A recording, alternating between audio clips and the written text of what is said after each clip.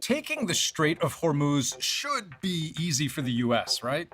On the one hand, you have the world's most powerful navy, 11 aircraft carrier strike groups backed by hundreds of ships, thousands of planes, tens of thousands of missiles and bombs.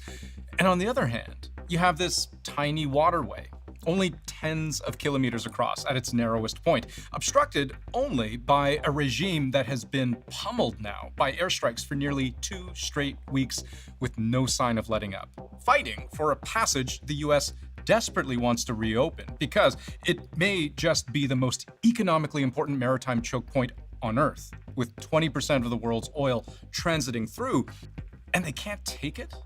I mean, they sound like they can take it. We have capabilities that no other nation on Earth has. The mullahs are desperate and scrambling. If Iran does anything to stop the flow of oil within the Strait of Hormuz, they will be hit by the United States of America 20 times harder. But the flow of oil has largely stopped, and the U.S. hasn't been able to get it going again. And actually, a quick scan of headlines maybe even suggests the opposite is happening. Iran laying mines, international cargo ships in the vicinity being hit, dark smoke pouring into the sky. Why can't the U.S. just take over the Strait of Hormuz and get oil tanker traffic moving again? Well, because it's a lot harder than it sounds.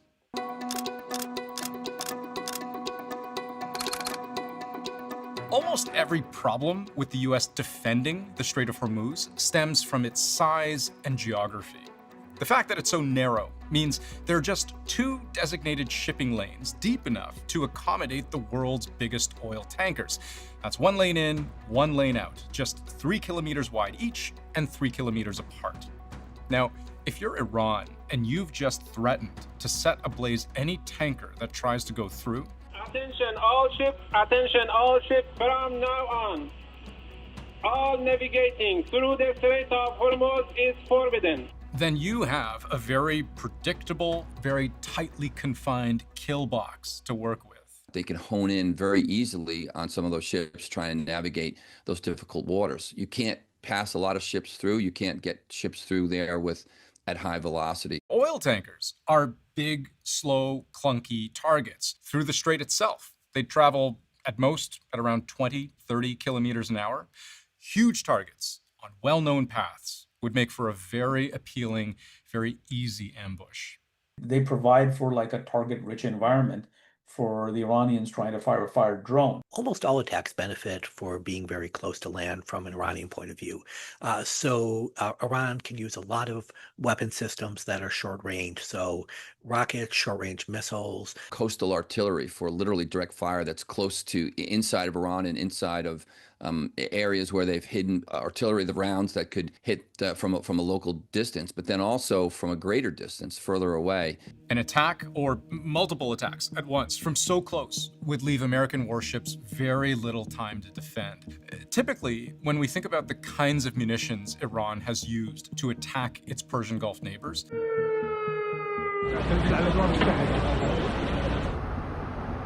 we're talking about a transit time of several minutes or even hours for the slowest moving cruise missiles and drones. That's the kind of lead time you'd like to have to reliably shoot them down.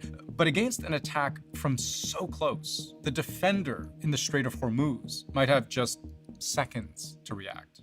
You have to detect, track, identify, track, and then intercept a missile, and it goes very, very fast. And when you think about how many tankers there would be to defend, typical traffic is 3,000 a month. That's 100 a day. That's a challenge. These are not military ships. These are transport ships. They do not have any defenses. And that's to say nothing of the threat from Iranian airspace. Iran is launching waves of drones and missiles while the United States and Israel are scrambling to shoot them down. Just this morning, 3 ships in the Persian Gulf reported being struck by suspected Iranian drones. What makes the Strait of Hormuz so risky to transit is that it is within striking distance of one of Iran's most efficient weapons of war. Shahed drones, depending on the model, have a theoretical max range of up to 2,500 kilometers. That's long enough to strike the strait from literally any part of the country. which is devastating when you consider the impact of a 100-pound warhead costing in the tens of thousands of dollars to manufacture, slamming into these hulking, lumbering targets worth potentially hundreds of millions. Just the oil they carry alone, a big chunk of that. This is a big problem. Then there's the threat from the water. Iran could use a number of small boats that could perhaps evade detection, at least briefly, use them in combination to overwhelm ships' defenses. Swarms of drones, mines that are laid, jet skis, small boats that wreak havoc. Think a terrorist attack that would take place on land someplace. Do the same thing. Get close enough to a tanker with a bomb and explode it there, blow a hole in the side of it, sink it. That's really what their capability is right now. Now, the U.S. Secretary of War, Pete Hegseth, has continuously minimized whatever is left of Iran's navy. The Iranian navy is largely no more. So their ability to project any power in that area in a naval sense is diminishing and will be increasingly diminished. But the experts we spoke to told us it doesn't take much to cause damage. For Iran to disrupt that, they just have to put 3 mines in there. And once an area is mined, it's never technically unmined. So once you introduce that uncertainty, which is extremely cheap, and it introduces unconfidence in insurance markets and commerce. And so there's a huge cost asymmetry here. And this begins to touch on another problem for the U.S., which is that it doesn't take many Iranian successes to equal an American loss.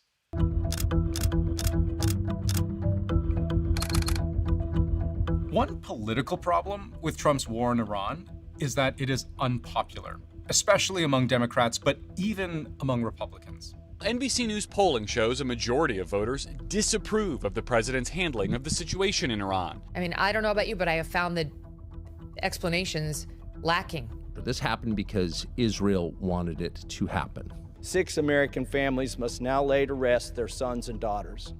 And for what?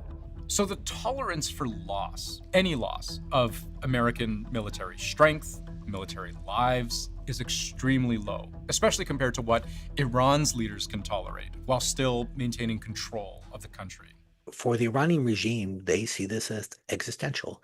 And this regime has shown previously that it's willing to kill thousands, perhaps even tens of thousands of its own people to stay in power. On the other hand, in the United States, President Trump hasn't made the case for war to the American people. And of course, if there are casualties, especially heavy casualties on the U.S. side, that's going to decrease popular support as well. Iran may suffer far more damage, but it is certainly willing to suffer more damage than is the United States. It should go without saying, in conventional open naval combat, the U.S. Navy would absolutely crush Iran's. But that's not what a battle for the Strait of Hormuz would be.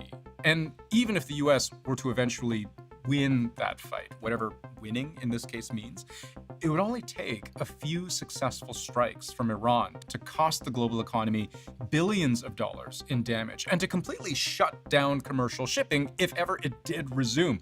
Because the key thing to remember is that all of those oil tankers sitting around, they're not stuck because they can't go through the strait.